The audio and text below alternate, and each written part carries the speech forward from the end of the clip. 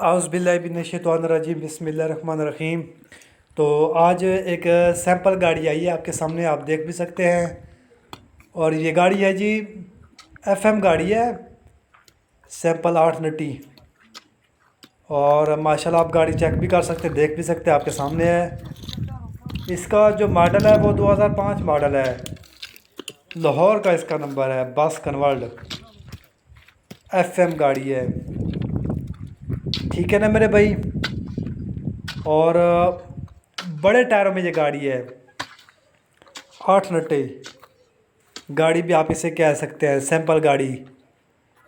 तो गाड़ी पूरी है, ओके कंडीशन में ये गाड़ी है। यानी कि कैबन के लिहाज से कैबन माशाल्लाह इसका देख के आप, एफएम का अपना कैबन है, साफ अंदर से बाहर से, टर्बो इंटरकूलर गाड़ी है ये। टायरों कंडीशन है 11-12 आने इसके टायर। ये आप नंबर आगे से देख सकते हैं, LZJ, ठीक है ना। तो बॉडी की जो लंबाई है वो 17 फीट में है। तो बॉडी भी माशाल्लाह 12 आने है। फ्रेम डबल पीस में है, बैटरी इसकी न्यू है। एफएम का अपना इंजन है, 6 सिलेंडर पर है। तो अगर आप इंटरेस्टेड हैं इस गाड़ी के लिए तो ये गाड़ी भी आपको मिल जाएगी। प्रेशर गाड़ी है सारी, मुकम्मल प्रेशर।